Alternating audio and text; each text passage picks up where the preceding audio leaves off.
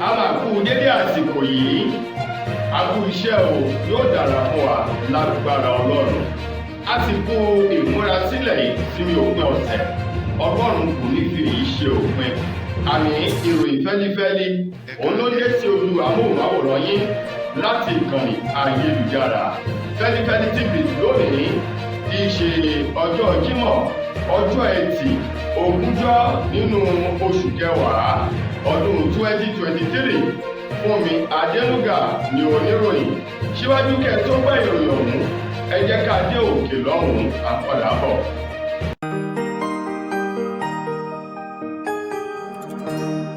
Ìròyìn Feli-feli TV àjààbálẹ̀ làwọn ìròyìn ti wà máa wò lóòrèkóòrè.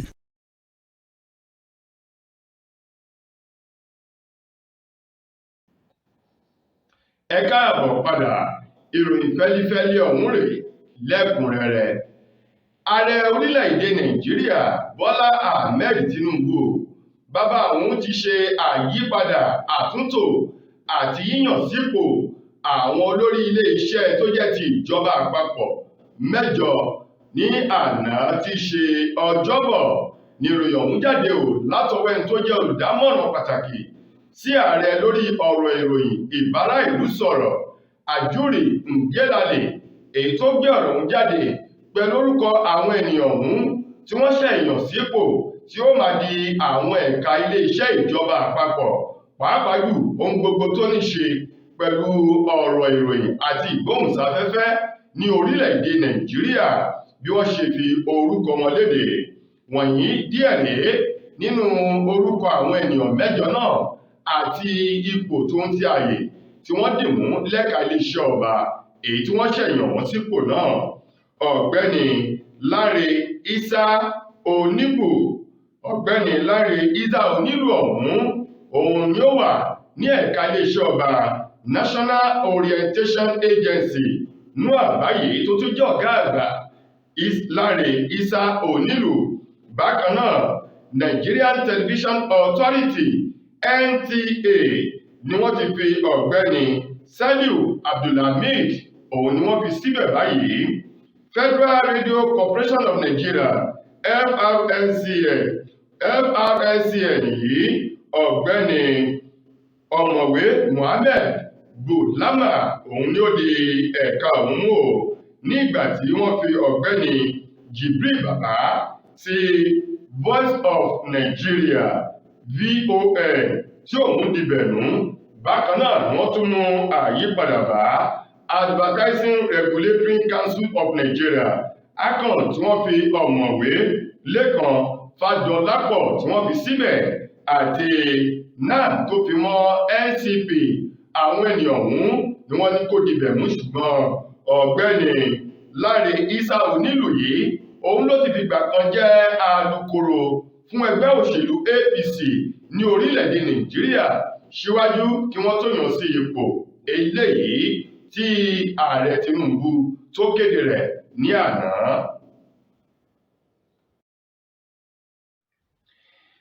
Látàrí ọ̀rọ̀ eléyìí tó sì ń súyọ lórí ètò ìbò èyí tó wáyé tó jẹ́ ti àwọn ààrẹ nínú oṣù kejì ọdún tá a wà yìí níbi tí Àtíkù Abubakar tẹgbẹ́ òṣèlú PDP tó ti díje dupò ààrẹ lábẹ́ àsíá ẹgbẹ́ òṣèlú ọ̀hún Bọ́lá Ahmed Tinubu láti inú ẹgbẹ́ òṣèlú APC Peter Obi láti inú ẹgbẹ́ òṣèlú Labour Party níbi tí ìbò tó ti gbé ààrẹ Bọ́lá Ahmed Tinubu wọlé báyìí tó sì ti jẹ́ láti ìgbà náà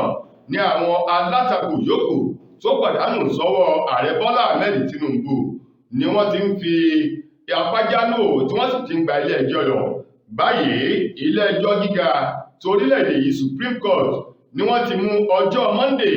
ọjọ́ 23 nínú oṣù kẹwàá ọdún tá a wà yìí fún àtúgbọ́ ẹjọ́ ọ̀hún èyí tí Àtíkù Abubakar tó pè láti fi tako ìbò èyí tí wọ́n fi kéde Bọ́lá Ahmed Tinubu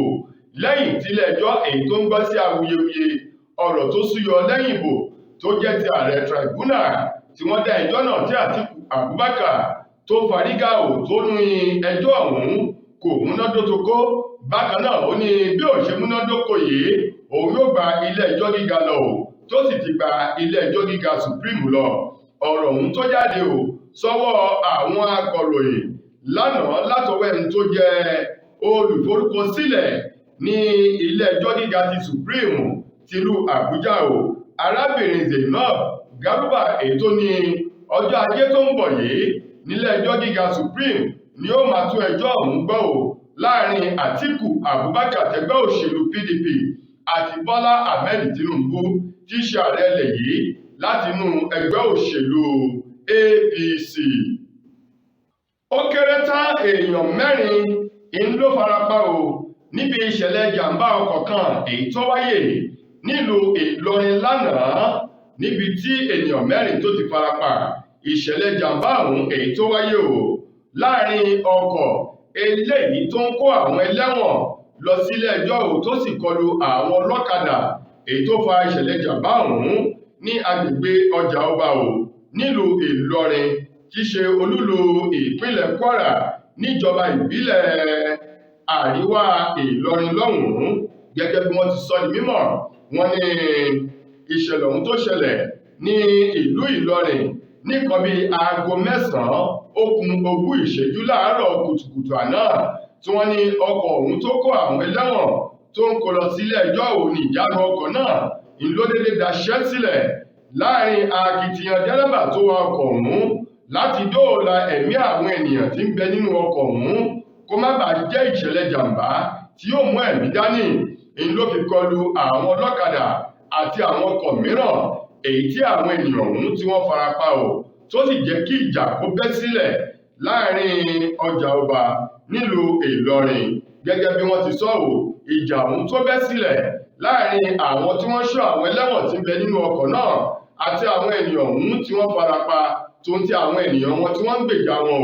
ìṣẹ̀lẹ̀ náà tó ṣẹlẹ̀ ní ìsàlẹ̀ ọjà ní agbègbè ọjà ọba nílùú Ìlọrin níbi tí ènìyàn 4 tí wọ́n ti farapa ọ̀hún ló fa ìbẹ̀rùbojo sí àwọn ènìyàn tí wọ́n ń ta ọjà ní agbègbè ọ̀hún tí oníkálukú ti bá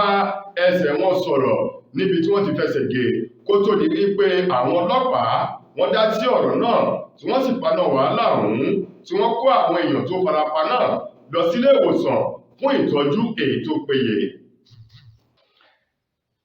Àwọn ọmọ ilé ìgbìmọ̀ aṣòfin àgbà àti ilé ìgbìmọ̀ aṣojúṣòfin èyí tó jáde láti abẹ́ àsíá ẹgbẹ́ òṣèlú Labour Party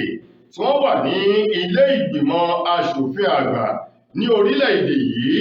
èyí tí wọ́n ní kí wọ́n má gba ọkọ̀ bọ̀gìnì SUV tí owó rẹ̀ tó mílíọ̀nù lọ́nà 160 náírà 160 million naira èyí tí ìjọba àpapọ̀ tí wọ́n ṣẹ̀ ń pín fún àwọn aṣòfin ọ̀hún. Ẹ̀rọ ọ̀hún èyí tó jẹyọ látọwọ́ ẹni tó jẹ́ alága àgbà fún ẹgbẹ́ òṣèlú Labour Party ọ̀gbẹ́ni Julius Abure nínú ọ̀sẹ̀ tá a wà yìí lásìkò tí wọ́n kéde rẹ̀ wípé wọ́n ti kó àwọn ọkọ̀ bọ̀gìnì SUV ọ̀hún ó ti balẹ̀ gùdẹ̀ sí orílẹ̀-èdè Nàìjíríà tí wọ́n yóò bẹ̀rẹ̀ sí ní máa pín ọkọ̀ ọ̀hún fún àwọn aṣòfin àgbà. Èyí tí Julius Abure tó jẹ́ alága àgbà fún ẹgbẹ́ òṣèlú Labour Party tó pe àkíyèsí àwọn ọmọ aṣòfin ọ̀hún èyí tó jáde láti inú ẹgbẹ́ òṣèlú Labour Party tí wọ́n wà nílé ìgbìmọ̀ aṣòfin àgbà wípé kí àwọn tiwọn kí wọ́n jìnnà réré sí gbígba ọkọ̀ ọ̀hún látọwọ́ ìjọba àpapọ̀ gẹ́gẹ́ bí ọkọ̀ tí wọ́n yóò máa lọ ibi iṣẹ́ jáde lọ́bọ̀ lásìkò tí wọ́n ń bẹ nínú ọ́fíìsì gẹ́gẹ́ bí àwọn aṣòfin ní báyìí ọ̀kan nínú àwọn aṣòfin ọ̀hún tó jẹ́ ti ọmọ ẹgbẹ́ òṣèlú Labour Party èyí tó jáde láti ẹkùn àríwá àti ìwọ̀ oòrùn ìpínlẹ̀ Delta Ngozi Okoli òun ti ní ọ̀rọ̀ tí Julius Abure tó sọ yìí ó ní ó kàn sọ sí àpò ara rẹ̀ ó ní lótìtọ́ àti lódodo àyàn bí ajá lò láti jẹ ṣùgbọ́n kí ajá àwọn tó gbẹ̀ńkọ̀ nǹkan kan lèèyàn ṣàmájẹ ó lẹ́ni tí ó bá gba ijó lẹ́sẹ̀ ni ó gbọ́dọ̀ fi ẹ̀rín sẹ́nu ẹni ni ó ní láti ìgbà tí Julius Abure tó ti sọ ọ̀rọ̀ ìkìlọ̀ ọ̀hún jáde wípé kí àwọn ọmọ ẹgbẹ́ òṣèlú Labour Party ní tiwọn kí wọ́n má bá wọn gba nínú ọkọ̀ náà ó ní ẹ bèrè lọ́wọ́ bàbá ọ̀hún èyí tó sọ ọ̀rọ̀ náà wípé ọkọ̀ èwo lòún gbé jáde o fún àwọn ọmọ ẹgbẹ́ òṣèlú rẹ̀ tó ń bẹ nílé ìgbìmọ̀ aṣòfin àgbà láti fi dípò eléyìí tí ìjọba àpapọ̀ ń pín o. Ó ní nípa ìdí èyí òun ní tòun òun ò ní kẹ̀yìn síbi ayé kojú sí o. Òun yóò gba ọkọ̀ bọ̀gìnì SUV èyí tí iye owó rẹ̀ tó $160 million tóun yóò sì máa lò ó fún iṣẹ́ èyí tí wọ́n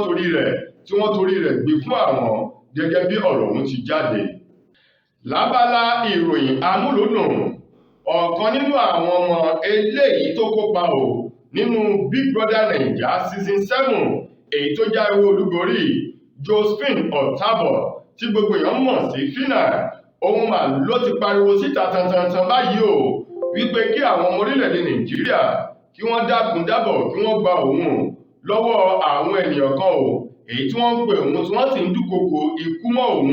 wípé wọn yóò pa òun ni o. Èyí tó fà á kí Fina kó fi pariwo síta.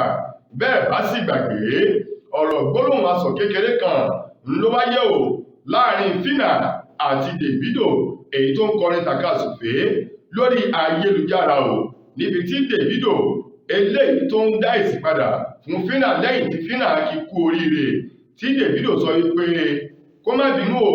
òun ò mọ Fina rí o kó júwe ara rẹ̀ dáadáa fún òun níbi tí Fina ti dá èsì padà fún wípé tí wọn ò bá mọ òun Ọlọ́run ọba tó dá ayé dá ọ̀run ó dá òun mọ̀ dáadáa ó sì ń ṣe dáadáa fún òun o. Ó ní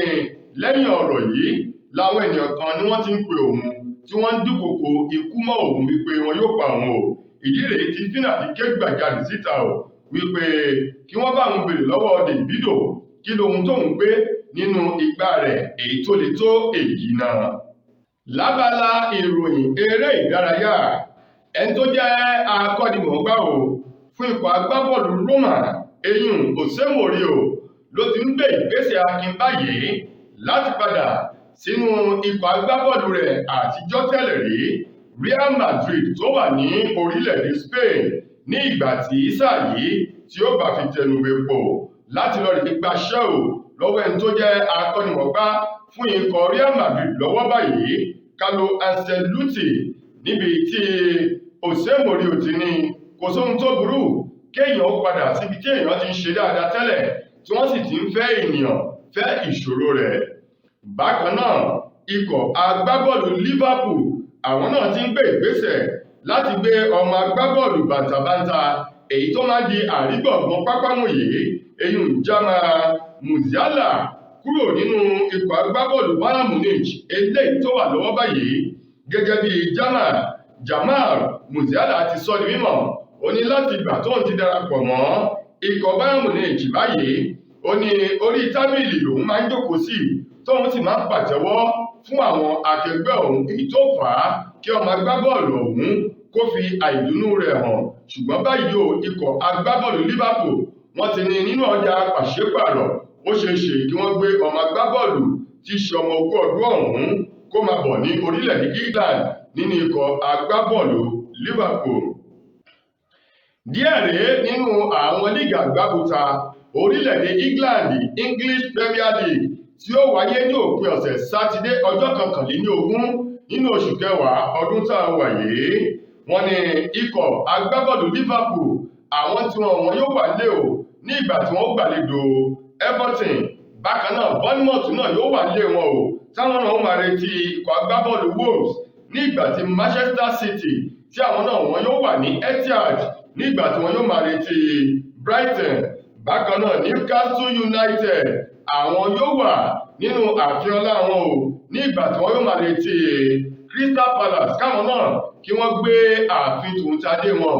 láti lọ pàdé Newcastle United. Chelsea àwọn tí ọmọ ìyá aláró àwọn náà yóò wà nínú ilé wọn ní Stamford Bridge.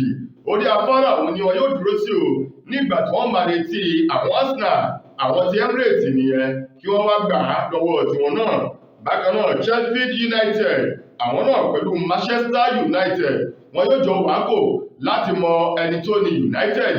nínú àwọn méjèèjì. Díẹ̀ nìyẹn nínú àwọn ìfẹsẹ̀wọnsẹ̀ tí ó wáyé ní òpin ọ̀sẹ̀ yìí títí di ojúmọ́ ọ̀la tí ẹ tún máa láǹfààní láti gbọ́ tún rè míì mo gbà á ládùúrà wípé ilé ò ní lé wa, ọ̀nà nínà wá, ayọ̀ àti àlàáfíà ńlá ó fi pàdé. Fúnmi Adénúgà lẹni tó mú ìròyìn wá sí ojú amóhùnmáwòrán yín. Ẹ jẹ́ ká ṣe jẹ́jẹ́ lópin ọ̀sẹ̀ yìí o. Ire ní tiwa o, ẹ ṣeun gan ni o.